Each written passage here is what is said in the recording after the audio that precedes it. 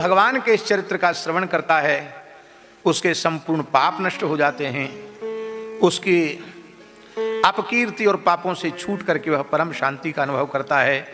यस्त्वेतद् भगवत ईश्वरस्य विष्णोर वीर्याढ्यम भजिनहरम सुमंगलंच आख्यानम पठति शृणोत्यनुस्मरेद्वा दुष्कीर्तिम दुरितमपोहि याति शांतिम। बोलो भक्तवत्सल भगवान की। साक्षात श्री कामदेव ही प्रद्युम्न के रूप में प्रकट हुए।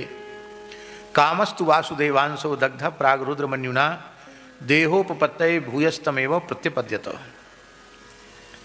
स एव जातो वैदर्भ्याम कृष्ण वीर्य समुद्भवः प्रद्युम्न इति विख्यातः सर्वतो नवमः पितुः। सर्वतो अनवमः पितुः। पिता के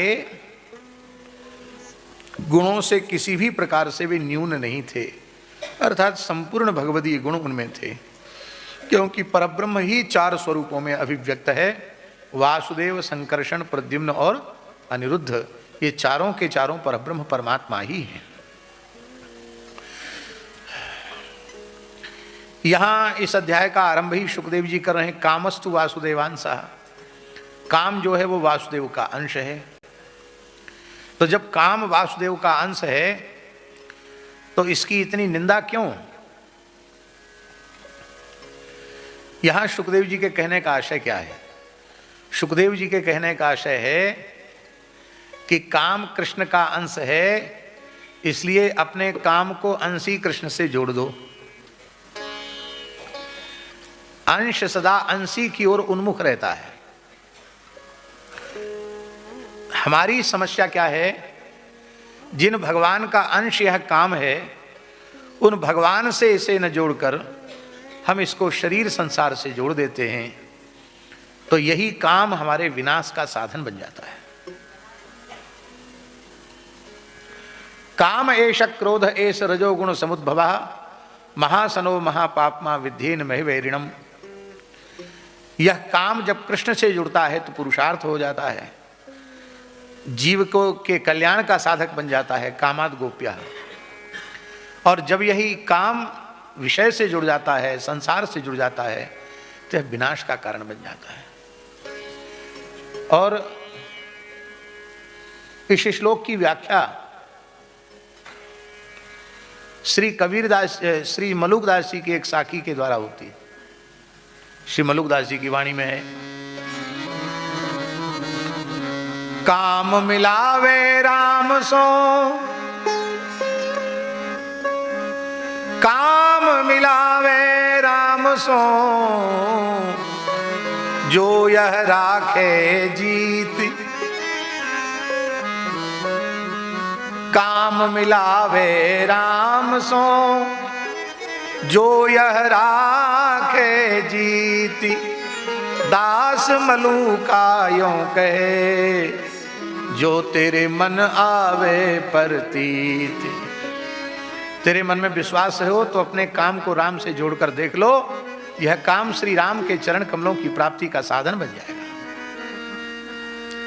और यदि अपने काम को नहीं जोड़ा तो, राम जी से नहीं जोड़ा तो दूसरी साखी में मलुकदास जी कह रहे हैं, वहां न कोई पहुंचा, वहां न कोई पहुंचा, जहां बसत है राम। बातें बनाने वाले बातें बनाने तक रह गए। वहां न कोई पहुंचा, जहां बसत है राम। महाविकट वह पंथ है, पेड़ा मारे काम। क्यों नहीं पहुंचा? क्योंकि कामनाओं ने बारंबार उसे संसार की ओर धकेल दिया। पेड़ा मारे काम, काम माने कामना। इसका सरलार्थ यह है कि भगवत प्राप्ति की कामना के अतिरिक्त अशेष कामनाओं का त्याग कर दो। केवल एक ही संकल्प कर लो, अब हमें इसी जन्म में इसी शरीर से भगवत साक्षात्कार प्राप्त करना है। इस निश्चय के साथ कमर कस के भजन में लग जाओ। राम जी मिल जाएंगे।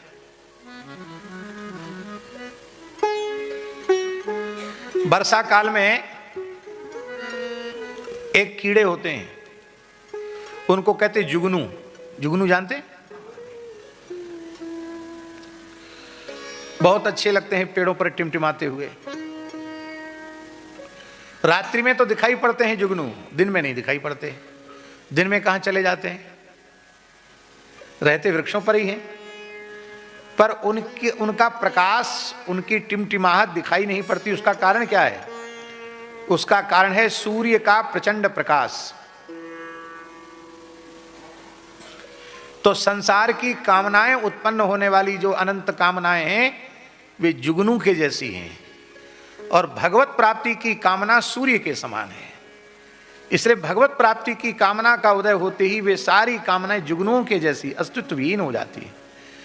और भगवत प्राप्ति की कामना अशुद्ध चित्त में उत्पन्न नहीं होती है, शुद्ध अंतःकरण में उत्पन्न होती है। और शुद्ध अंतःकरण बनाने के लिए पहली प्रतिज्ञा शुद्ध सात्विक आहार, दूसरी प्रतिज्ञा नित्य सत्संग, तीसरी प्रतिज्ञा नित्य स्वाध्याय, और चौथी प्रतिज्ञा अधिक से अधिक अहर्निश कामना शून्य होकर भगवान नाम का जप, और पांचवा साधु संग। ये 5 साधन यदि कोई निष्ठा पूर्वक करेगा तो सहज ही उसका अंतःकरण पवित्र हो जाएगा, और उस पवित्र अंतःकरण में भगवत प्राप्ति के अतिरिक्त कोई इच्छा ही नहीं रह जाएगी। और महाराज जी सच्ची बात यह है कि संसार की वस्तुओं की प्राप्ति कठिन है और भगवान की प्राप्ति सरल है। आप लोग कहेंगे कैसे?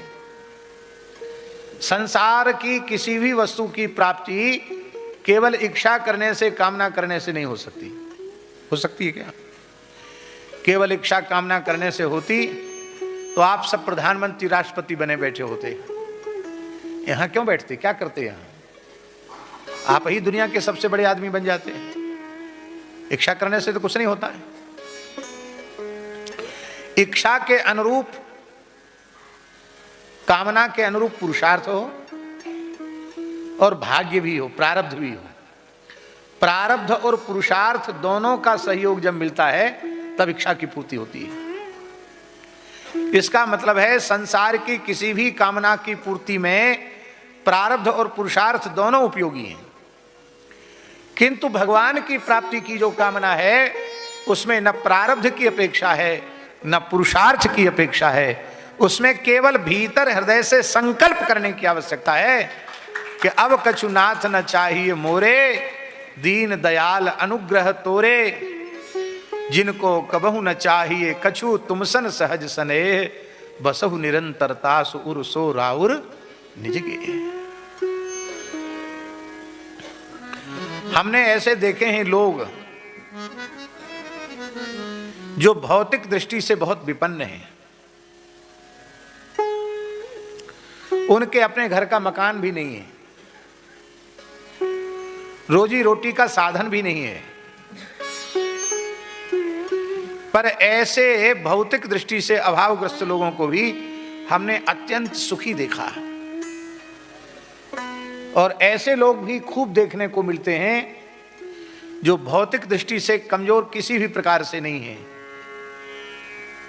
लेकिन जितने ज्यादा बड़े हैं उतने ज्यादा अशांत हैं, दुखी हैं। ऐसे भी लोग हैं।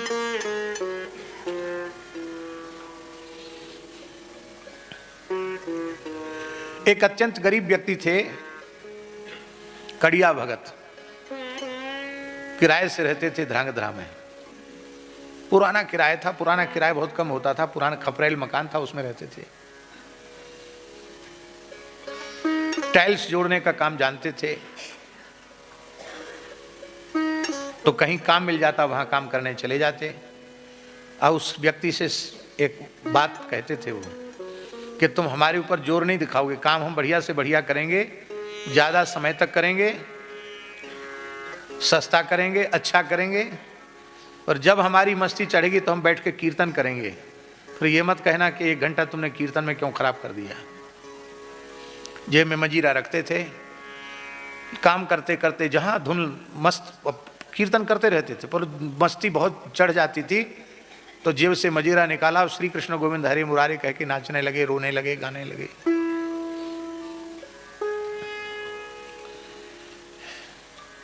उस समय वैसे टेप रिकॉर्ड चलते थे।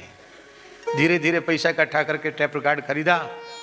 जहां जाते उसको वहां कैसे टेप रिकॉर्ड में चला देते। कहते तुम लोग कथा सुनो, हम भी सुनेंगे, तुम लोग भी कथा सुनो।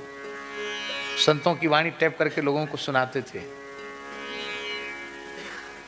और जब देख लिया कि अब इतनी मजदूरी आ गई कि महीना 20 दिन बैठ के खा सकते हैं, फिर काम नहीं करते। फिर अपने घर में आ जाते, किराए मकान वाले को किराए दे देते और अपना घर में खूब भजन करते, खूब सत्संग करते। और जब उनकी गृहिणी कह देती कि अब नहीं है, कल परसों तक के लिए अन्न है, अब नहीं है, तब काम खोजने की तलाश में निकल जाते। एक बार मैंने उनको कहा, हठपूर्वक कहा कि आप वृंदावन क्यों नहीं आते हैं?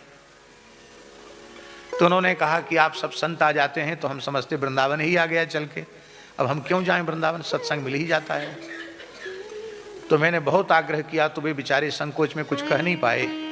दूसरे व्यक्ति ने कहा कि इनकी स्थिति ऐसी नहीं है कि आने जाने का किराया जुटा सके, रेल का भाड़ा जुटा सकें, ऐसी सामर्थ्य इनकी नहीं है। ये वृंदावन आते हैं तो कई महीने पहले थोड़ी थोड़ी बचत करनी पड़ती है, तब आना जाना, कि वहां जाके फिर थोड़ी थोड़ी संत सेवा भी करते हैं। हमने कहा हम आपका टिकट बनवा लेते, चलिए हमारे साथ। तो रोने लगे, बोले महाराज हम तो मजदूर आदमी हैं, साधु संतों का पैसा हम गृहस्थ आदमी खर्च करें तो अच्छी बात नहीं है।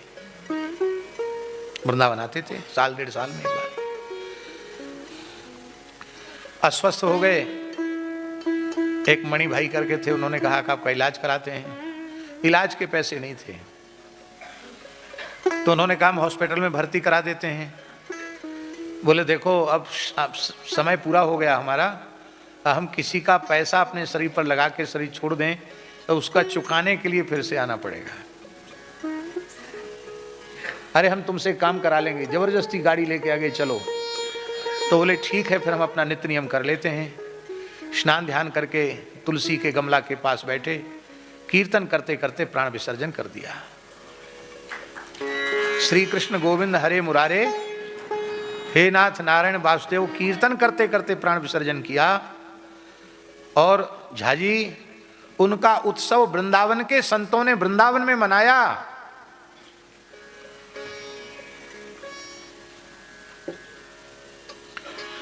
ये उदाहरण हम इसलिए दे रहे हैं, जो व्यक्ति हमसे लंबे समय तक जुड़ा रहा उसका उदाहरण हम इसलिए दे रहे हैं कि अभाव वस्तुतः जो है ना वो प्रकृति में है, भोगों में है, विषयों में है।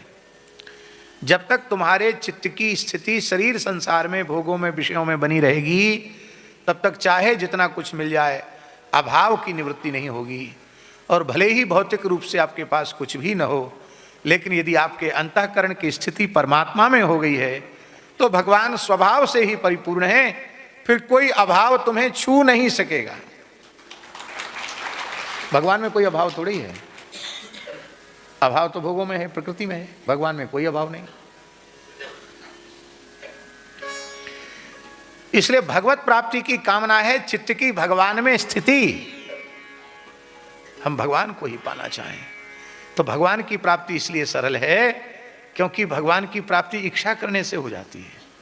संसार की चीजों की प्राप्ति इच्छा करने से नहीं होती, पर भीतर से तीव्र व्याकुलता उत्पन्न होते ही भगवान की प्राप्ति हो जाती है। बोलो भक्तवत्सल भगवान की जय।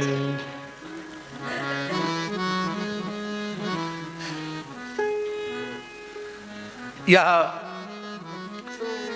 कामदेव ही प्रद्युम्न के रूप में उत्पन्न हुए। शंबरासुर को वर था कि कृष्ण के प्रथम पुत्र के द्वारा तेरी मृत्यु होगी, इसलिए रुक्मिणी के गर्भ से उत्पन्न प्रद्युम्न जी का शंबरासुर सूतिकागार से अपहरण करके ले गया, चुरा ले गया बालक द्वारिका से। आश्चर्य की बात है। समुद्र में डाल दिया, समुद्र में एक मछली ने उसे निगल लिया और मछली को मछुआरों ने पकड़कर शंबरासुर की पाकशाला में, रसोई घर में उस मछली को भेज दिया। मछली का पेट चीरा तो उसमें प्रद्युम्न जी मिले। अब इस कथा को सुनकर ये मत कहने लग जाना कि रसोई घर में मछली जाए तो कोई अनुचित नहीं है, भागवत में लिखा हुआ है। अरे भाई, भागवत में तो लिखा है, पर किसके रसोई घर में गई मछली है? संबरासुर, असुर के यहां गई। आप भी यदि मनुष्य न हो, असुर हो, राक्षस हो, दैत्य हो, निशाचर हो, असुर हो, तो वह वस्तु अपने घर में लाना जिसका भगवान को भोग न लगता हो। नहीं तो प्रत्येक व्यक्ति को शुद्ध सात्विक ही रहना चाहिए। पहले लोग स्वीकार नहीं करते थे। विदेशी विचारक हंसी उड़ाते थे कि भारत के ऋषि महर्षियों ने मांसाहार का निषेध किया। अरे ये तो शरीर के लिए बहुत जरूरी है, अमुक अमुक विटामिनों की पूर्ति इसके द्वारा होती है। ऐसी विचारधारा पहले वैदेशिक शरीर विज्ञान वालों की थी। हम जो बात कह रहे हैं उसको बहुत ध्यान से सुनना है। अब उन शरीर विज्ञान वालों का दृष्टिकोण बिल्कुल बदल गया। परमहंस स्वामी श्री प्रज्ञानानंद जी महाराज बता रहे थे कि भारत के बाहर के देशों में, अमेरिका और यूरोप में अब यह शोध होकर प्रमाणित हो चुका है कि मनुष्य यदि लंबे समय तक स्वस्थ रहना चाहता है, दीर्घ आयुष्य प्राप्त करना चाहता है, तो उसको आजीवन मद्य मांस का पूरी तरह निषेध करना ही पड़ेगा। ज़्यादा से ज़्यादा साग सब्जी, फल और दूध आदि इनका सेवन करे तो वो दीर्घजीवी होगा।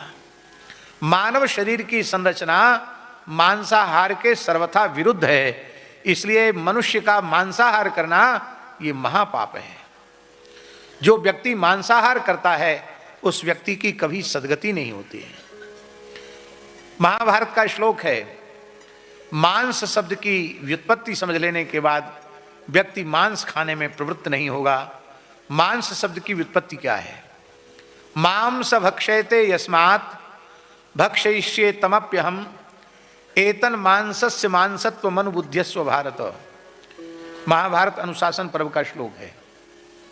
भीष्म पितामह युधिष्ठिर से कह रहे हैं कि मांस शब्द में दो शब्द हैं, माम सह। क्या? माम सह। माम माने मुझे, सह माने वह। जब कोई व्यक्ति मांस खाता है तो जिस प्राणी का मांस उसने खाया है उस प्राणी का आत्मा कहता है कि वह मुझे खा रहा है तो मैं भी उसे छोड़ूंगा नहीं, वो मुझे खा रहा है और मैं उसे खाऊंगा। इसलिए जितने मुर्गा खाओगे उतनी बार मुर्गा बनना पड़ेगा, जितने अंडे खाओगे इतनी बार अंडा बनना पड़ेगा, जितना बकरा खाओगे उतनी बार बकरा बनना पड़ेगा। और उतनी बार नहीं, जिस प्राणी का मांस खाया उसके शरीर में जितने रोया हैं उतनी बार जन्म लेना पड़ेगा उसी योनि में। वैसे ही तुम्हारी नृशंस हत्या की जाएगी। एक बार कलकत्ते में प्रवचन हो रहा था, इसी विषय को लेकर थोड़ा विस्तृत प्रवचन हो गया। तो एक माता जी उठ के खड़ी हो गई। उन्होंने बंगला भाषा में कहा कि विधवा को मांस नहीं खाना चाहिए, सधवा को तो खाना ही चाहिए। हाँ, नियम है। आप उस समय तो हम बोल भी लेते थे थोड़ी बहुत बंगला, आप थोड़े भूल गए। क्यों बाबूजी क्या बोला? सधवा थे के माछ खेते ही होवे। तो हमने कहा क्यों खेते हुए? बोले इसलिए खाना पड़ेगा कि उससे सुहाग बढ़ता है। वाह, बड़ा उत्तम उपाय बताया, मछली खाने से सुहाग बढ़ता है। हमने कहा देखो माताजी बुरा मत मानना, जितनी विधवा बंगाल में दिखाई पड़ती उतनी विधवा दुनिया में कहीं नहीं। तो सुहाग बढ़ता है कि घटता है? मछली खाने वाले जल्दी मर जाते हैं।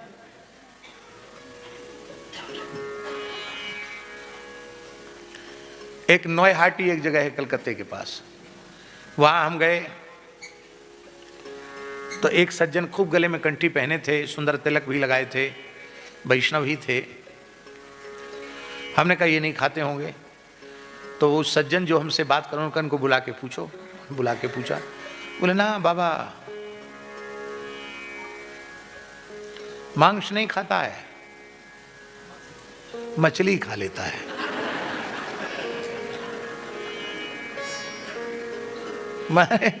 मछली तो भोजन है, वो मांस में नहीं आती। मैंने कहा भैया इतना समय के बाद हमें अब बोध हुआ कि मछली मांस नहीं होती। कैसी कैसी धारणाएं लोगों ने बना रखी हैं। इसलिए शुद्ध सात्विक आहार करना चाहिए, मांसाहार बिल्कुल भी नहीं करना चाहिए, जीवन व्यसन मुक्त होना चाहिए। हमारे कहने का प्रयोजन यही है। तो संबरासुर के यहां ही नारद जी की प्रेरणा से कामदेव की पत्नी मायारती अपना मायावती नाम रख करके वहां निवास कर रही थी रसोई घर में। नारद जी ने कहा था वहीं तुझे अपने पति की प्राप्ति हो जाएगी। संबरासुर के रसोई घर में मछली गई, उसका पेट चीरा बालक निकला। और यह इतिहास की पहली घटना थी जहां अधिकृता पत्नी ने अपने पति का एक छोटे बच्चे के जैसे लालन पालन किया, पोषण किया, उसको अनेक प्रकार की विद्याओं में योग्य बनाया। और जब प्रद्युम्न जी 16 वर्ष के हो गए, सुंदर किशोर हो गए, कवच धारण कर लिया उन्होंने, तो एक दिन की बात है, रति उनके साथ हास परिहास करने लगी। यह देख करके प्रद्युम्न जी को बहुत क्रोध आया और उन्होंने फटकारते हुए कहा कि अरे तू क्या कर रही है, मेरी जन्मदात्री माता होने के बाद भी ऐसे हास परिहास कर रही है जैसे कोई पत्नी अपने पति के साथ हाथ परिहास करे। उसने हाथ जोड़कर कहा महाराज मैं आपकी मां नहीं हूं, मैं तो आपकी पत्नी हूं। आप कामदेव हैं और ऐसे शंकर जी के तीसरे नेत्र से आप भस्म हो चुके थे। आपका दूसरा जन्म कृष्ण के पुत्र के रूप में, रुक्मिणी नंदन के रूप में आपका जन्म हुआ। ये संबरासुर आपको सूचकागार से हरलाया था, पूरी कथा सुनाई। आप संबरासुर का वध करो क्योंकि इसीलिए आपका अवतार हुआ है। प्रद्युम्न जी महाराज ने प्रचंड युद्ध करके संबरासुर का वध किया और आकाश मार्ग से अपनी पत्नी रति के सहित वे द्वारिका में श्री कृष्ण रुक्मिणी के महल के उपवन में ही प्रकट हो गए। रुक्मिणी को देख करके उनके स्तनों से दूध टपकने लग गया, वात्सल्य भर गया उनके हृदय में। और वे सोचने लगी कि जो मेरा बालक सूतिकागार से गायब हो गया था, यदि वह जीवित होता तो इतना ही बड़ा होता, इतना ही सुंदर होता, कहीं वही यह बालक तो नहीं है। भगवान से पूछा, भगवान मुस्कुराते रहे, कुछ बोले नहीं। नारद जी प्रकट हो गए और नारद जी ने सारी कथा सुनाई। अब तो पूरे द्वारिका में आनंद की बाढ़ आ गई। जो प्रद्युम्न जी सूतिकागार से चले गए थे वे पुनः आ गए और ऐसे नहीं पढ़ लिख करके आए, योग्य बन के आए और बहू को साथ लेके आए। इसलिए बालक की प्राप्ति का उत्सव, बहू की प्राप्ति का उत्सव ही मनाया गया। बोलो भक्तवत्सल भगवान की जय। इस अध्याय का 55वें अध्याय का जो 40वां श्लोक है, ये प्रद्युम्न जी महाराज के सौंदर्य का निरूपण करता है।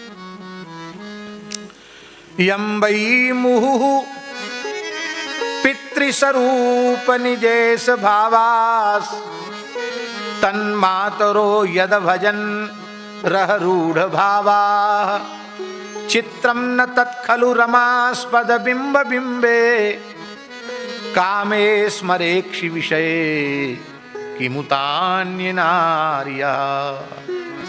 सुखदेव जी कहते हैं, राजर्षि परीक्षित, प्रद्युम्न जी का स्वरूप भगवान द्वारकाधीश श्री कृष्ण से इतना अधिक साम्य रखता था, मिलता जुलता था कि अकस्मात कभी प्रद्युम्न जी महल में प्रवेश करते तो उनकी माताओं को भ्रम हो जाता था कि मेरे पति श्री कृष्ण तो नहीं आ गए। इतना अधिक साम्य, बिल्कुल पता ही नहीं चलता था कि ये श्री कृष्ण है कि प्रद्युम्न है। तो वे माताएं आरती का थाल लेकर के दौड़ती थी स्वागत के लिए।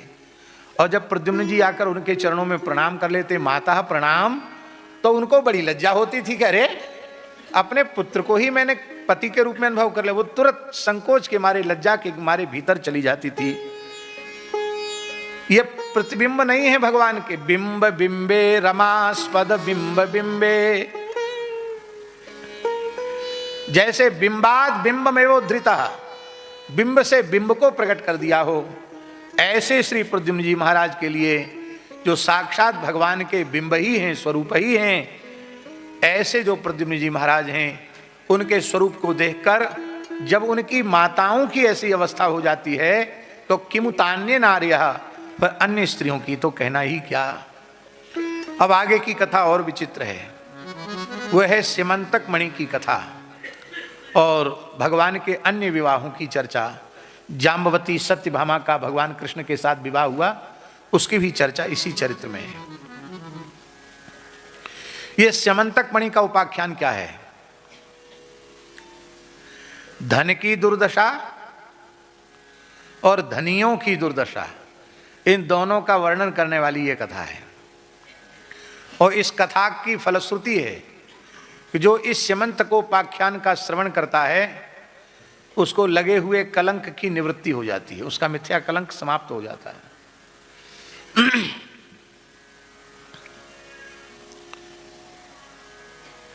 कथा बहुत विस्तृत है, हम उसको सार रूप में श्रवण करा रहे हैं। महत्व बुद्धि परमात्मा के प्रति होनी चाहिए, धन के प्रति नहीं। इसलिए धन के प्रति महत्व बुद्धि नहीं होनी चाहिए क्योंकि जीव के कल्याण का धन से कोई लेना देना नहीं। केवल धन से कल्याण होता होता तो जो अकिंचन पुरुष हैं उनके तो कल्याण की संभावना ही समाप्त हो जाती है। धनी मानी कल्याण का स्टॉक कर लेते, गोदाम बना लेते और बाजार में महंगे सस्ते भाव कल्याण का व्यापार चलने लग गया होता। सो तो है नहीं। गोस्वामी जी के शब्दों में, परम अकिंचन प्रिय हरि के रे, परम अकिंचन प्रिय हरि के रे, ताते कहीं संत श्रुति तेरे, ताते कहीं संत श्रुति तेरे। कुंती जी के शब्दों में, नमो किंचन वित्ताय निवृत्त गुणवृत्तये, आत्मा रामाय शांताय कैवल्य पतये नमः। क्या कहना। द्वारिका में एक महानुभाव रहते थे, उनका नाम था सत्राजित। उनके मन में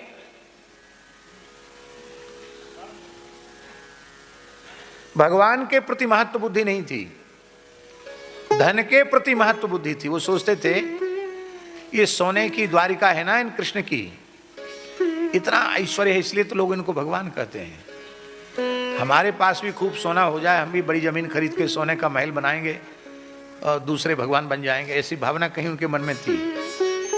इसलिए उन्होंने द्वारिकाधीश श्री कृष्ण की सन्निधि में रहकर उनकी उपासना न करके सूर्य की उपासना धन की प्राप्ति की कामना से की।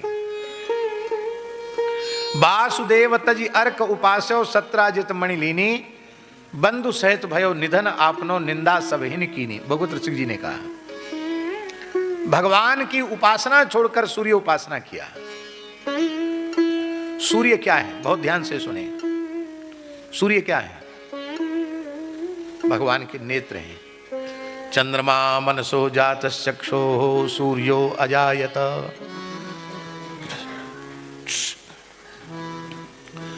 अंग की सत्ता कब तक है? जब तक वह अंगी से अपृथक है। अंगी से पृथक होने के बाद अंग की सत्ता नहीं रहती।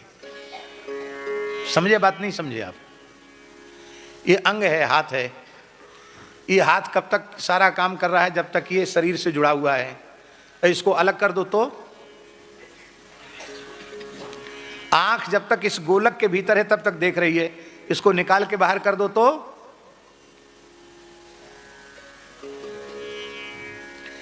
भगवान अंगी हैं, देवता अंगोपांग हैं, और ये तब तक इनकी महिमा है जब तक ये भगवान से जुड़े हुए हैं।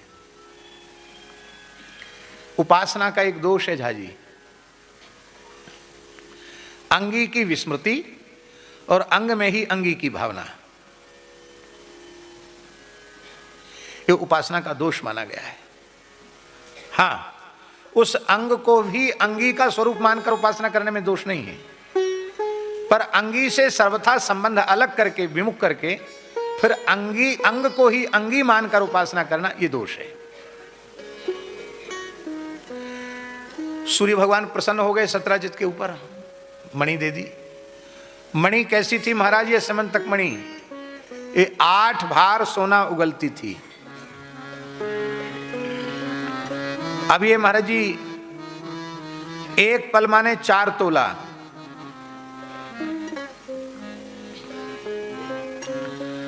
4 तोला माने 64 ग्राम।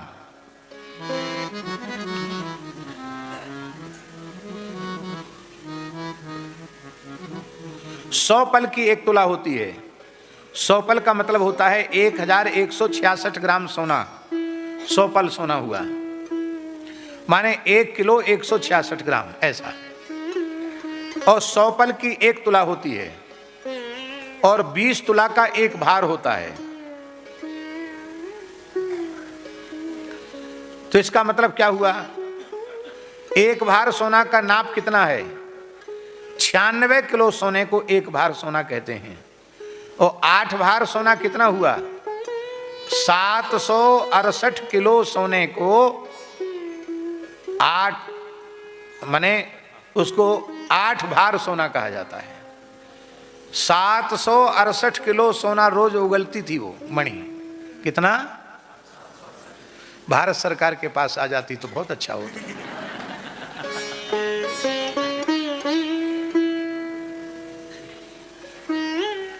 पूरी दुनिया में अमेरिका की गुंडागिरी चल रही है, इतना सोना उगलने वाली मणि भारत के पास होती तो पूरे विश्व में रुपया ही सबसे ज्यादा कीमती होता और भारत का ही सिक्का सब पर चलता।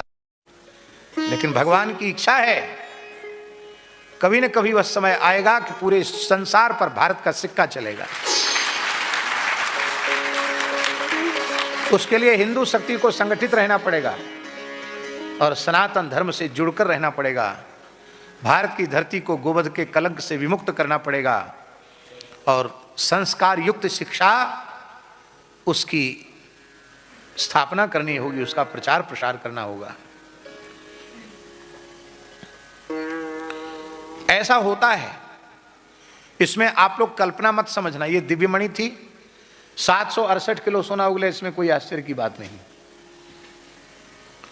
आप लोग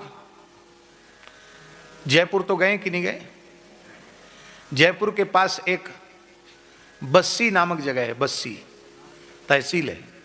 जब वृंदावन से आते हैं जयपुर रोड पर तो मेन रोड पर जयपुर के पास में ही है, शायद 15-20 किलोमीटर होगा बस्सी, बस इससे ज़्यादा दूर नहीं है। तहसील है बस्सी। बस्सी के निकट एक गांव है बेनाड़ा, कल्याण जी। हमारी अपनी खाकचौक परंपरा का, पहाड़ी बाबा परंपरा का वहाँ स्थान है। वहाँ आज भी इतने बड़े शालिग्राम जी विराजमान हैं, नरसिंह शालिग्राम। तो वहाँ के जो महापुरुष थे पूज्य श्री राम शरणदास जी महाराज, उनके जीवन की घटना आती है झाजी के साथ। वो मांगने कहीं नहीं जाते थे, अयाची वृत्ति से रहते थे और उस जमाने में साधुओं की जमातें बहुत चलती थी। तो कहीं 400-500 संतों को लेकर कोई जमात पहुंच गई, अब वहाँ स्थान में व्यवस्था नहीं इतने संतों की, तो अपने नरसिंह जी को कहते थे, आ गए तुम्हारे मेहमान। नरसिंह जी को कहते, क्या कहते? आ गए तुम्हारे मेहमान, खुद भोग लगाना हो, उनको खिलाना हो तो व्यवस्था कर लो, और नहीं तो हम तो कमंडल उठाए और चले। तो कहते हैं नरसिंह जी मुंह से सोना उगल देते थे, स्वर्ण उगल देते थे नरसिंह जी, और उसको बस्सी में बनियों की दुकान पर भेजकर राशन आता था। खूब चकाचक दूध घी बादाम छनता, एक दो बार नहीं, सैकड़ों बार नरसिंह जी ने सोना उगला। अब नहीं उगलते हैं, नहीं तो आप सोचो कब भी उगल देंगे। अब शालिग्राम जी आज भी हैं। क्यों नहीं उगलते हैं? क्योंकि जैसी श्रद्धा उन महापुरुष में थी वैसी श्रद्धा आज हम लोगों में नहीं है, वैसा विश्वास नहीं है। आपने वृंदावन का दर्शन किया है? वृंदावन में बांके बिहारी जी का दर्शन किया है? बांके बिहारी जी के चरणों से 12 सोनों की मोहर रोज निकलती थी। कितनी? सोने की 12 मोहर निकलती थी। और उन 12 मोहरों को आगरा मंडी में बेच दिया जाता था और वहां से राशन आता था। और वो 12 मोहर का जो भी राशन है वो पूरा का पूरा खरीद लिया जाता था ठाकुर जी की सेवा के लिए, और एक ही दिन में उसको समाप्त कर दी, दूसरे दिन के लिए कुछ बाकी नहीं रखते। प्रतिदिन मंगला में 12 मोहर निकलना और फिर उसको आगरा से उसको दुकान पे दे करके वहाँ से सामान मंगाना और बिहारी जी को रोज 56 भोग लगाना। काफ़ी समय तक की परंपरा चली बिहारी जी में। बाद के बिहारी जी के सेवकों के मन में आया, अरे भाई भगत चेता लो, उनसे 56 भोग करवा लो और मोहरें रख लो, अपने घर में काम आएंगी। तो लोभ पूर्वक किसी ने मोहर रख ली तो रख ली, फिर दोबारा दूसरे दिन मोहर नहीं निकली। बोलो वृंदावन बिहारी, तब से आज तक मोहर नहीं निकली। अब खाओ कमाओ। तो इस प्रकार की घटनाएं हमारे देश में हैं, इसलिए इनमें संदेह नहीं करना पड़े। तो दिव्य मणि थी, उस मणि को धारण करके सत्राजित भगवान श्री कृष्ण की सुधर्मा सभा में आए। सभी द्वारिकावासी उठ के खड़े हो गए। उनको लगा साक्षात सूर्य भगवान दर्शन करने आए हैं। भगवान ने कहा सूर्य नहीं है, हमारे नगर के बड़े प्रतिष्ठित सूर्य भक्त श्री सत्राजित महाराज हैं। भगवान ने उनका बड़ा आदर किया और आदर करके भगवान ने कहा कि देखो, आपने द्वारिका का गौरव बढ़ाया है, भगवान सूर्य से मणि लेके आप आए हैं। मणि से जो स्वर्ण निकले उसको आप ले लिया करो, पर यह उत्तम रत्न आप इसकी सुरक्षा नहीं कर सकते, इसलिए इस सुरक्षा की दृष्टि से हम आपको सलाह देते हैं, ये मणि आप उग्रसेन जी को दे दो। भगवान ने कोई अनुचित बात कही थी? भाई राजा सुरक्षा कर सकता है, सामान्य व्यक्ति सुरक्षा तो नहीं कर सकता इतनी अमूल्य वस्तु की। इसने कुछ बोला भी नहीं और भगवान का तिरस्कार करके सभा से उठ के चला आया, अपने घर आ गया। मणि की प्राप्ति का घर में उत्सव मनाया गया। इसका भाई प्रसेन था। प्रसेन को पता चला तो उसने कहा कि भाई साहब आप तो सीधे साधे हो, किसी न किसी तरह से बहका कर आपसे मणि कृष्ण ले लेंगे, ये मणि हमको दे दो। मैं इसको गले में पहन के एक बार द्वारिका में घूम जाऊंगा, तब मुझसे किसी को मांगने की हिम्मत नहीं हो। ये रत्न भी सबके अनुकूल नहीं पड़ते हैं। ये मणि धारण करने की योग्यता उसमें नहीं थी, उसने मणि धारण किया।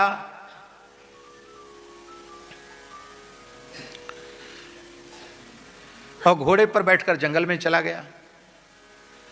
जंगल में सिंह ने घोड़े को मार दिया। प्रसेन का युद्ध हुआ, प्रसेन को भी मार दिया और मणि को सिंह ने ले लिया। वहीं श्री जामवंत जी महाराज घूम रहे थे। श्री जामवंत जी महाराज ने शेर को मार डाला और मणि को लेकर अपनी गुफा में चले गए। आज भी उधर जाम्बवान गुफा है। अब जब प्रसेन लौट के नहीं आया तो सत्राजित की पत्नी ने कहा कि आप उदास क्यों हैं? तो मेरा छोटा भैया प्रसेन नहीं आया। क्यों नहीं आया? तो उसने क्या कहा, बहुत ध्यान से सुने। उसने कहा हमको ऐसा लगता है कि श्री कृष्ण ने मणि के लालच में मेरे भाई को मरवा डाला या मार दिया और मणि ले लिए, पर देखो पक्की खबर नहीं है, किसी को बताना मत। सत्राजित की पत्नी बोली भला मैं क्यों बताने लगी?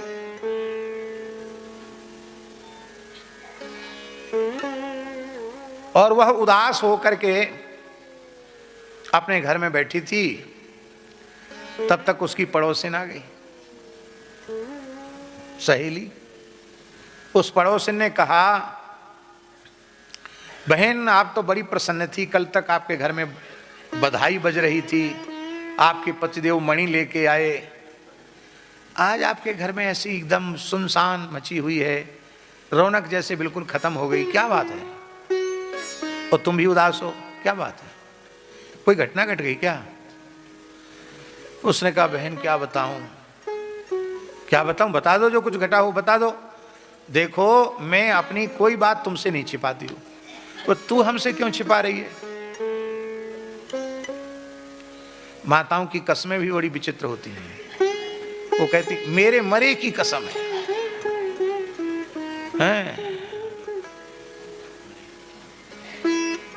मरे की कसम है। उसने कहा देखो बात ऐसी है कि द्वारकाधीश श्री कृष्ण ने मेरे देवर की हत्या कर दी है, करवा दी और मणि ले ली है। ये अभी पुष्ट खबर नहीं है, पर तूने कसम दिवाई है इसलिए मैंने तुमको कह दिया, किसी से कहना मत। वो मुंह बना के अपने घर में चली गई। उसकी सहेली आई, बहन अभी तो तुम बड़ी प्रसन्न थी, पड़ोस में गई थी, अब इतना उदास हो गई। अरे बहन कुछ मत पूछो, भगवान ऐसा किसी के साथ ना करे। क्या हो गया? ऐसा हो गया। पर देखो समाचार पक्का नहीं है, हमने तुमको बता दिया, तुम किसी को मत कह देना। और बस सब एक दूसरे से यही कह रहे थे कि तुम मत कह देना, और पूरी द्वारिका में ये खबर फैल गई कि प्रसेन का वध करके श्री कृष्ण ने मणि की चोरी कर ली। जब भगवान के कान में ये बात पड़ी तो भगवान के मन में आया कि वाह वाह, संसार की गति भी विचित्र है। मैंने ब्रजलीला में प्रेमिनी गोपियों के घरों में जाकर के माखन मिश्री की चोरी की, तो आज ये संसार वाले मुझ लक्ष्मीपति वैकुंठनाथ को मणि की चोरी भी लगाने लग गए। तो झूठा कलंक लग जाए तो उसको धोने का प्रयत्न प्रत्येक कीर्तिमंत पुरुष को करना चाहिए। क्यों? कीर्तिर यस्य स जीवति, अपकीर्ति को नष्ट करने के लिए पूरी शक्ति लगानी चाहिए। अब कलंक की बात झूठी नहीं है, सच्ची है, तो बिना किसी संकोच के उसे स्वीकार करना चाहिए और अपने से बड़ों के चरणों में प्रणाम करके बिना छिपाव दुराव के पूरी बात निवेदित करके उसका प्रायश्चित पूछना चाहिए, श्रद्धापूर्वक प्रायश्चित करना चाहिए और द्वारा ऐसा न करने की प्रतिज्ञा करनी चाहिए। तो भगवान का दोस्त तो था नहीं, भगवान को झूठा कलंक लग रहा था।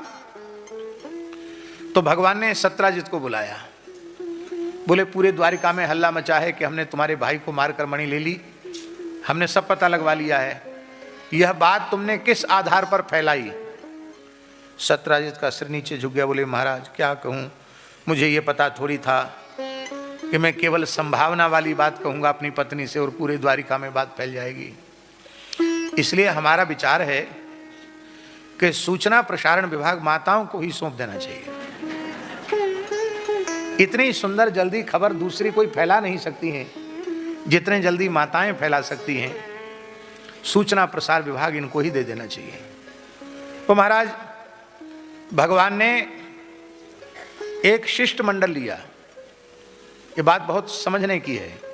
उसमें सत्राजित की मित्र मंडली के लोग भी लिए भगवान ने, क्योंकि शिष्ट मंडल में जांच दल में पक्ष विपक्ष सबको सम्मिलित करना चाहिए।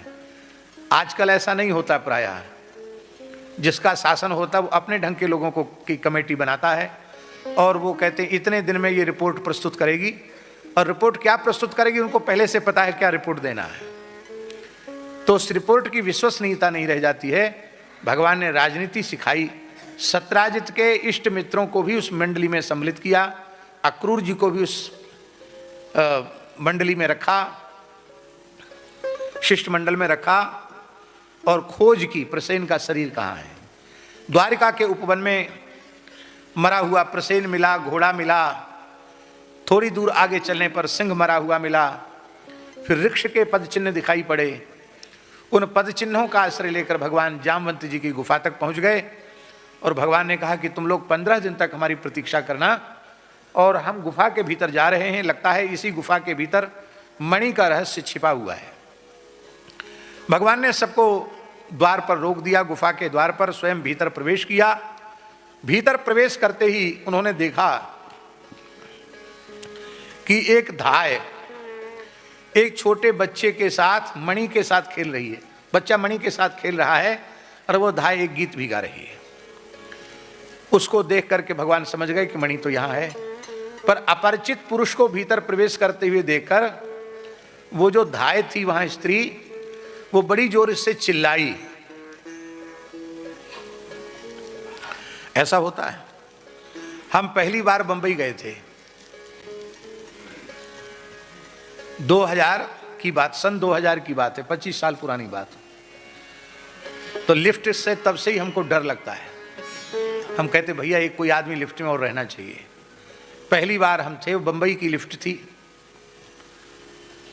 वहां तो बहुत ऊंचे ऊंचे मंजिल के मकान होते हैं,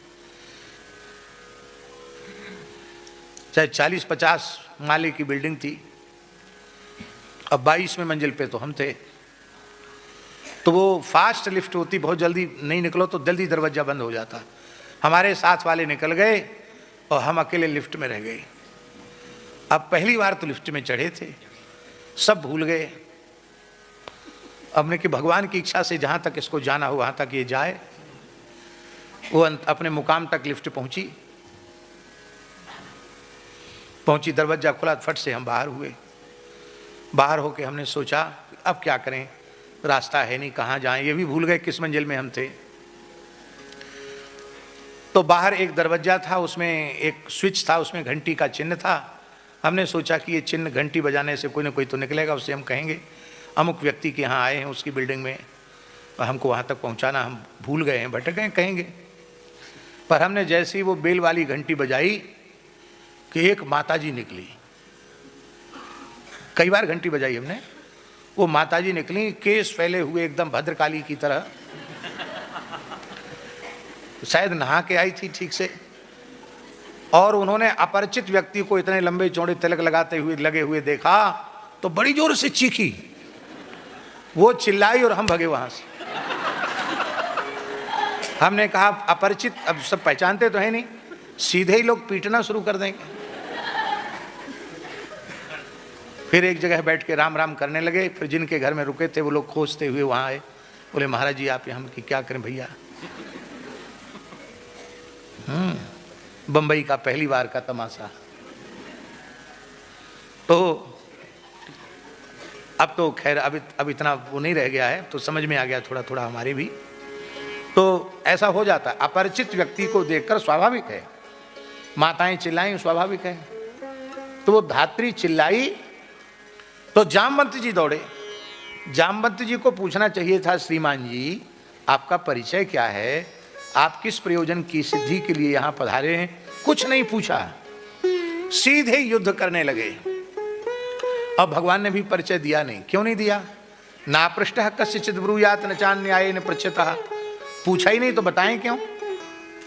युद्ध हुआ। कितने दिन तक युद्ध चला? जैसे अखंड मानस पाठ, अखंड कीर्तन, ऐसे ही अखंड युद्ध चला। आसीत तदष्टाविंसाः मित्रेतर मुष्टिभिः वज्र निष्पेष परुष परुषै रविश्रम महर्निशम। एक क्षण विश्राम किए बिना अहर्निश दिनों रात 28 दिन 28 रात तक युद्ध चला। कितने दिन हो गए? 28 दिन 28 रात लगातार युद्ध चला। 28वें दिन जब पूरा हो गया तो भगवान ने सोचा अब तो थोड़ा मजा चखा ही देना चाहिए जामवंत जी को। कसकर एक घूंसा भगवान ने, एक मुक्का उनकी छाती में जमाया और उस एक घूंसे में ही जामवंत जी की नस नस ढीली हो गई, उनके मुंह से रक्त आ गया और वे मूर्छित होकर गिर गए। थोड़ी देर बाद जब उनको होश आया तब वे विचार करने लगे, 27 दिन 27 रात तक लगातार लड़ने वाला और 28वें दिन केवल एक घूंसे में मुझे ढीला कर देने वाला, प्राणांतक मुष्टिका का प्रहार करने वाला सामान्य व्यक्ति नहीं हो सकता है, ये तो साक्षात भगवान ही हो सकते हैं। क्योंकि जामवंत जी कोई सामान्य महापुरुष नहीं है, साक्षात ब्रह्मा जी का ही स्वरूप है। तब ध्यान से देखा कि ये कौन है, तब पहचान गए बोले प्रभो मैं आपको पहचान गया, जाने त्वाम सर्वभूतानां प्राण ओजसहो बलम विष्णुं पुराण पुरुषं प्रभविष्णुमधीश्वरं त्वं हि विश्वसृजां सृष्टा सृज्यानामपि यच्च सत् कालः कलयतामीशः पर आत्मा तथात्मनाम। हे भगवान, आप मेरे आराध्य इष्टदेव श्री राम हैं। यस्येष दुत्कलितरोष कटाक्ष मोक्षैर वर्तमादिशक्षुभित नक्रतिमिंगलोब्धि सेतुः कृतः स्वयस उज्ज्वलिता च लंका रक्षशिरांसि भुवि पेतुरिषुक्षतानि। हे प्रभु मैं पहचान गया, मुझे याद आ गया, आप मेरे आराध्य देव इष्टदेव श्री राम हैं। यशेष दुत कलित रोष कटाक्ष मोक्षैहि। आपके तनिक नेत्रों में क्रोध आया, तिरछी दृष्टि से आपने समुद्र की ओर देखा तो समुद्र का जल खौलने लग गया। समुद्र के अंदर रहने वाले बड़े बड़े मत्स्य, महामत्स्य, तिमिंगल, ये सब क्षुब्ध हो गए, बड़े बड़े मगरमच्छ क्षुब्ध हो गए। समुद्र ने आपको मार्ग दे दिया। आपने समुद्र पर सेतु का निर्माण किया और आपने अपने तीखे बाणों से लंका का विध्वंस कर दिया। आपके बाणों से कट कट कर राक्षसों के मस्तक रणभूमि में लौटने लगे। आप वही मेरे आराध्य श्री राम हैं।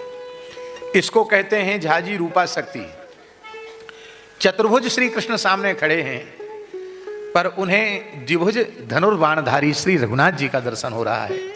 आराध्य में, इष्ट में ऐसी प्रीति होनी चाहिए।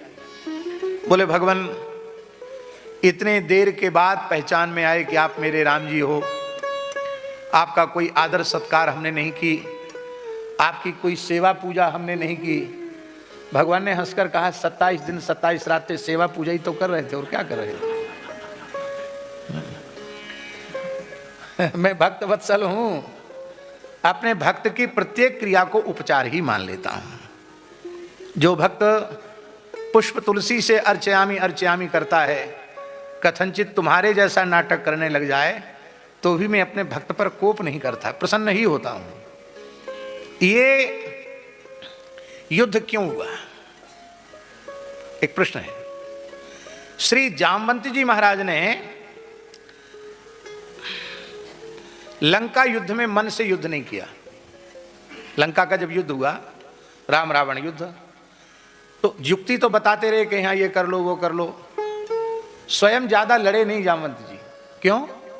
उनको लगता था ये मक्खी मच्छर जैसे राक्षसन से क्या लड़ना।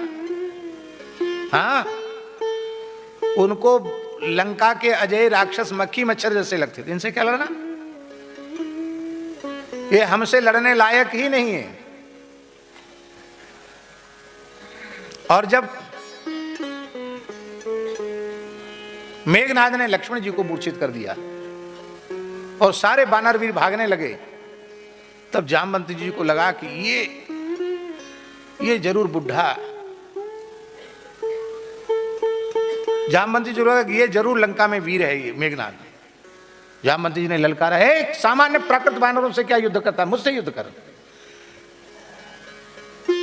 ठहाका लगा करके मेघनाद हंसा और बोला, अरे बुढ़े, मैं तो दयावश तुझे छोड़ रहा था कि राम जी की सेना में तू सबसे बड़ा बूढ़ा है, बूढ़े के साथ क्या लड़ना। जामवंती जी महाराज सब कुछ सहन कर सकते थे, पर उनको कोई बूढ़ा कह दे ये उनको बिल्कुल सहन नहीं था। हाँ, ऐसे होते हैं महानुभाव, और ऐसा होना चाहिए। बुढ़ापे में भी अपने को बूढ़ा मत समझो, नूतन बालवत स्वभाव रखो, मन में आत्मबल रखो तो लंबी आयु होगी। हाँ, तो महाराज जी जामवंती जी ने कहा तुम बातें मत बनाओ, युद्ध करो। युद्ध हुआ, भयंकर युद्ध हुआ। जामवंत जी की ओर उसने अभिमंत्रित करके त्रिशूल छोड़ा। जामवंती जी ने उसको बाएं हाथ से पकड़ लिया और घुटने से चट्टे से तोड़कर फेंक दिया। अमोघ शक्ति को वो समझ गया, फिर शक्ति का प्रयोग किया। अब की बार जामवंती जी ने उसको तोड़ा नहीं, उसी को उलट कर बाएं हाथ से पकड़ के बाएं हाथ से चलाया और मेघनाथ की छाती में शक्ति लगी, गिर गया। उसके पैर पकड़े जामवंती जी ने, घुमाया, घुमा के उसको फेंका तो ऐसा फेंका कि रावण के सामने गिरा, जाके वहां होश आया, मरते मर गया। द्वारा जामवंती जी के सामने नहीं पड़ा। अरे बोले बुढ़ा बहुत खतरनाक है, वो तो हमारे प्राण बच गए, ये छोड़ता नहीं, मारे ही डालता।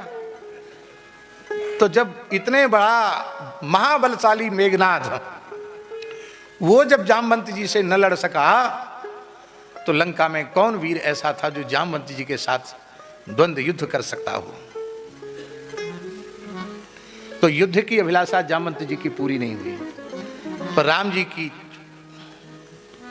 विशाल छाती को देख करके, विशाल वक्षस्थल को देख करके, पुष्ट कंधों को देख करके, भुजदंडों को देख करके उनका मन होता था कि प्रभु मेरे साथ युद्ध की क्रीड़ा करें तो दो दो हाथ जमे आनंद आवे। मल्ल को मल्ल के साथ लड़ने में सुख मिलता है, पंडित को पंडित के साथ शास्त्र चर्चा करने में सुख मिलता है, वीर को वीर के साथ लड़ने में सुख मिलता है। राम जी उनकी भावना समझ गए, इनको युद्ध से तृप्ति नहीं, इनको युद्ध करना है। बोले भाई ये तो मर्यादा पुरुषोत्तम का अवतार है, सेवक स्वामी का युद्ध मर्यादा विरुद्ध है, इसके लिए द्वापर तक तुमको प्रतीक्षा करनी पड़ेगी और तुम्हारी युद्ध की वासना को हम पूरी करेंगे।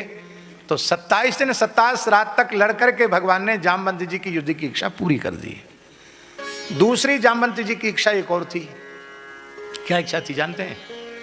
जामवंती जी लंका विजय के पश्चात, राम राज्याभिषेक के पश्चात जब अयोध्या जी में ही विराज रहे थे, तो श्री जनक जी महाराज ने चारों दुल्हा जी को, राम लक्ष्मण भरत शत्रुघ्न को, पूरे परिकर सहित मिथिला का न्योता दिया।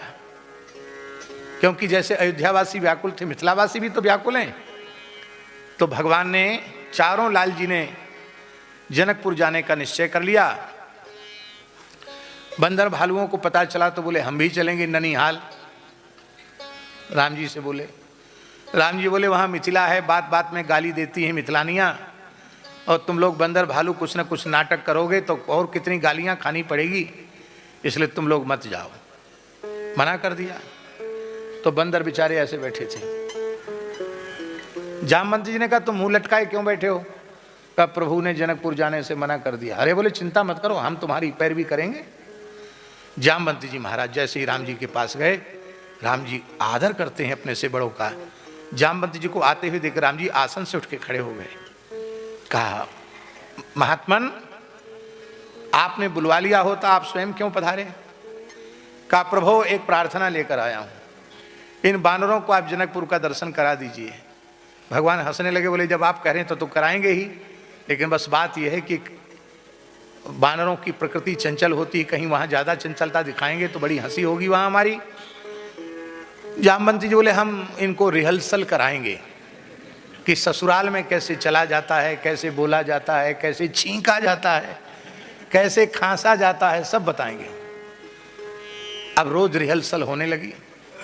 अब इतने नए नए कानून बतावें जामवंती जी कि बंदर परेशान हो गए। अरे बोले रोज नया, एक दो चार नया कानून बता देते हो, ऐसा करना वैसा करना। एक बात बताओ। जामवंती जी बोले हम जैसा करें वैसा ही करना, हमको देख करके आचरण करना। हाँ ये ठीक है। अब जनकपुर गए, पंगत करने बैठे, सबके साथ सामने विविध व्यंजन परोसे गए। बढ़िया कटहल का साग भी आया। तो कटहल का एक बीज जो है जामवंती जी ने दबाया, तो वो छिलका हाथ में बीज उछट के ऊपर चला गया। जामवंती जी के मन में आया कि इतने भयंकर लंका युद्ध में एक राक्षस तो हाथ से निकल के भाग नहीं पाया, ये कटहर का बीज कहां से छिटक के जा रहा है। उछल करके जैसे उसको पकड़ने के लिए उछले, तो बंदरों को तो पहले ही सब देख रहे थे नेताजी की तरफ, वो सबके सब बंदर उछलने कूदने लगे। बहुत हंसी हुई। राम जी ने कहा वाह जामवंती जी महाराज आपने तो बढ़िया एक नई लीला कर दी जनकपुर में। उस समय की बात है, भगवान अपने श्वशुर जनक जी का कितना आदर करते हैं। वाल्मीकि रामायण में भगवान ने यहाँ तक कह दिया चित्रकूट में कि हे जनक जी महाराज, इसमें आप मेरे श्वशुर ही नहीं, इसमें आप मेरे पिता हैं। क्योंकि पितृचरण दिवंगत हो गए हैं तो ससुर धर्म पिता होता है। आपको ऐसी व्यवस्था बनानी चाहिए जिससे धर्म और सदाचार का अतिक्रमण न हो। ये राम जी का सौशील्य है। तो जामवंत जी के मन में आया कि जैसा आदर प्रभु जनक जी का करते हैं वैसा ही आदर मेरा भी करते हैं। मेरी भी एक बेटी होती तो मैं भी अपनी कन्या का दान प्रभु को करता, मैं ससुर हो जाता, ये मेरे जामाता होते।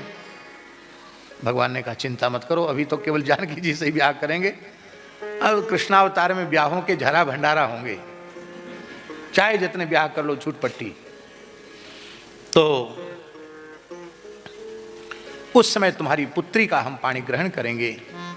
यही ब्रह्मलोक की लक्ष्मी ब्रह्मलक्ष्मी श्री जाम्बवती के रूप से प्रकट हुई और श्री जामवंत जी ने अपनी बेटी जाम्बवती का विवाह श्री कृष्ण के साथ किया और दहेज में स्यमंतक मणि को दे दिया। भगवान जाम्बवती के साथ मणि लेकर के द्वारिका पधारे। भगवान की सकुशल प्राप्ति आगमन के लिए द्वारिकावासी भगवती दुर्गा का यज्ञ कर रहे थे। तो भगवान यज्ञ की पूर्णाहुति के क्षण में आए हैं? एक विशेष बात है, माने भगवान का स्वभाव देखो, 10-5 दिन पीछे आते तो देवी यज्ञ की उतनी महिमा नहीं बढ़ती, पर पूर्णाहुति के क्षण में आए तो सबने यही समझा कि भगवती दुर्गा एकानंसा देवी ने कृपा की है और हमारी कुल देवी की कृपा से श्री कृष्ण सकुशल एक नया ब्याह करके लौटे हैं। भगवान ने सत्यराजित को बुलाया, बोले देखो ये तो दूसरा ब्याह, इसकी गवाही है कि हम कितना युद्ध करके मणि लेके आए हैं।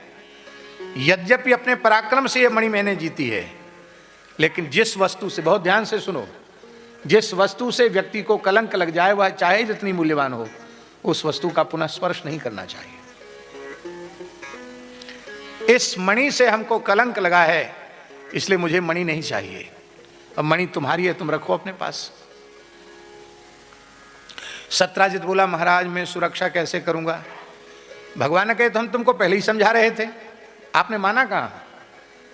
अब ले जाओ, हमको नहीं चाहिए। सत्यराजित सिर नीचा करके मणि लेके चला आया। यश कीर्ति प्रतिष्ठा की कामना से मणि ली थी उसने, लेकिन उल्टा ही हुआ, अपकीर्ति हो गई और द्वारिका में उसका रहना मुश्किल हो गया। संसार की चाल दुरंगी है। जब झूठी खबर द्वारिका में फैली तो द्वारिकावासी कह रहे थे अरे राम राम, बताओ इनको भी लोभ आ गया, भगवान को लोभ आ गया, सत्यराजित को मार, उसके भाई को मार करके मणि ले ली, मणि की चोरी कर ली, ऐसा कह रहे थे लोग। और जब मणि सत्यराजित के पास आ गई तो वे ही द्वारिकावासी कहने लगे अरे राम राम राम, देखो कितना नीच है, कितना धूर्त है, साक्षात वैकुंठनाथ द्वारकाधीश रुक्मिणी नाथ को मणि की चोरी लगाता है, ये द्वारिका में रहने लायक नहीं है, इसका हुक्का पानी बंद करो। बहिष्कृत जैसा हो गया। तब उसने सोचा भाई रहना तो द्वारिका में ही है, अपनी खोई हुई प्रतिष्ठा कैसे वापस लाऊं? तो अपनी पुत्री सत्यभामा का विवाह श्री कृष्ण के साथ कर दिया। अब संबंध जुड़ गया, सत्यराजित हो गया ससुर और भगवान हो गए जमाई। अब किसी की हिम्मत नहीं जो ससुर जी को गाली दे। बोला महाराज दहेज में मणि। और एक विशेष बात आपको बताएं, सत्यराजित के कोई लड़का नहीं था, एक लड़की ही थी।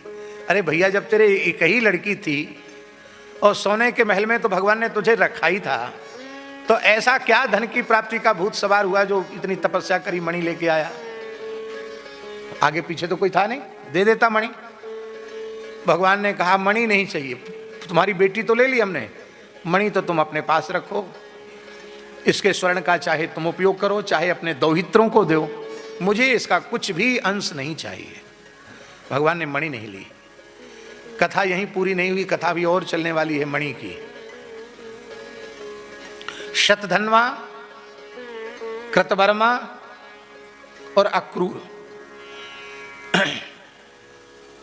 कृतवर्मा और अक्रूर दोनों एक साथ खड़े खड़े चर्चा कर रहे थे। शतधन्वा बीच में आ गया। दो लोग बात कर रहे हो तो तीसरे व्यक्ति को बीच में नहीं आना चाहिए। द्वाभ्याम तृतीयो न भवामि मूर्खा, दो के बीच में तीसरा कूदने वाला मूर्ख होता है। ये तीसरा आ गया। चर्चा क्या चल रही थी? चर्चा ये चल रही थी, अक्रूर जी ने कहा कि ये कहता था कि हम अपनी बेटी सत्यभामा का विवाह सब अपने इष्ट मित्र कुटुंबियों के साथ चर्चा करके करेंगे। सत्यभामा बहुत सुंदरी थी, लेकिन इसने चुपके चुपके ब्याह कर दिया, पूछा तक नहीं। श्री कृष्ण के साथ सीधे सीधे ब्याह कर दिया।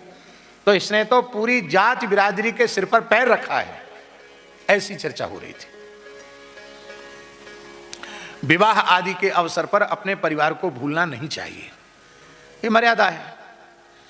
पर इसने बिना किसी को आमंत्रित के विवाह किया। उसका कारण यही था, इसको डर था कहीं ऐसा ना हो कि विवाह टूट जाए, कोई बीच में भांजी मार दे, इसलिए इसने ऐसा किया। शतधन्वा क्रोध में भर गया।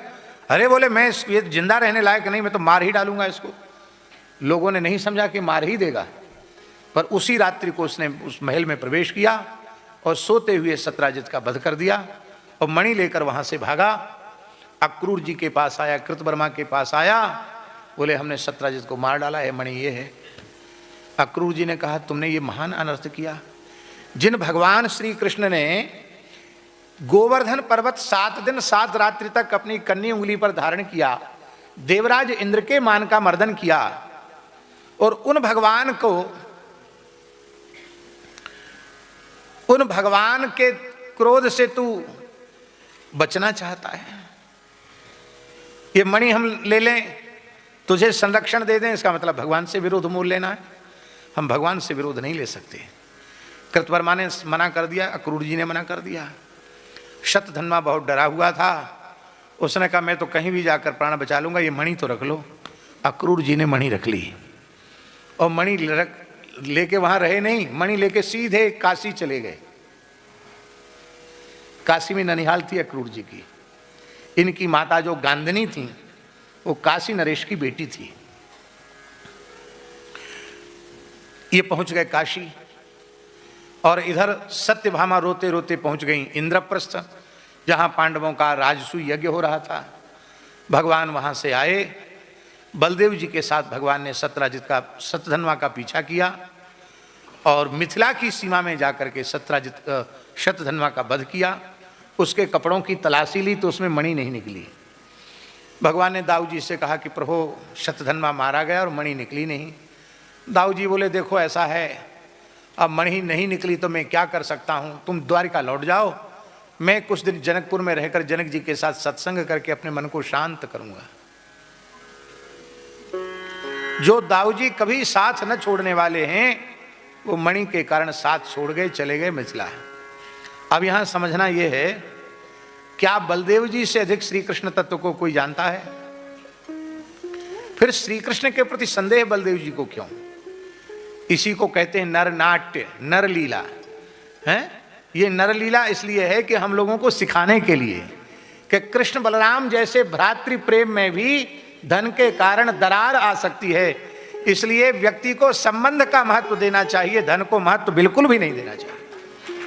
भाई भाई का संबंध, पिता पुत्र का संबंध, पति पत्नी का संबंध, और इस संबंध के बीच में जब धन की प्रधानता आ जाएगी तो प्रेम नहीं रह जाएगा। भगवान ने कई महीने बाद अक्रूर जी को बुलवाया। दाऊ जी आ गए। तब भगवान ने अक्रूर जी से कहा कि चाचा जी देखो, मणि के कारण ये दाऊ जी भी मेरे प्रति संदेह रख रहे हैं, और ये मणि जो है वो आपके ही पास है, क्योंकि आपके पास यदि मणि न होती तो इतने बड़े बड़े यज्ञ आप कर नहीं सकते थे।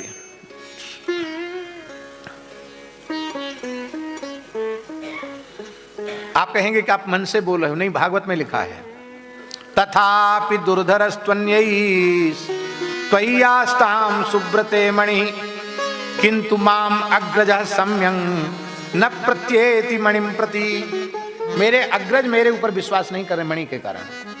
वो सोचते हैं कि मणि किसी अपनी पटरानी को देगा, हमको क्यों देगा, तो आप मणि दे दीजिए।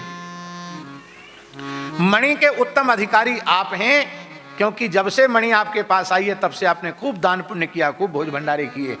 परोपकार परायण व्यक्ति ही धन का अधिकारी है। बस अक्रू जी को बड़ी लज्जा हुई।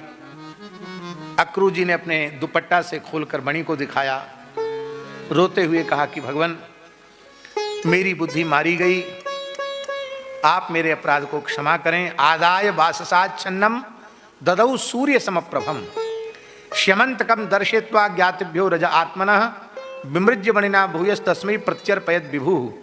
कहते भगवान ने स्यमंतक मणि को जाति भाइयों को दिखाकर अपना कलंक दूर किया, और यद्यपि भगवान उस मणि को अपने पास रख सकते थे, लेकिन भगवान ने अक्रूर जी को लौटा दिया।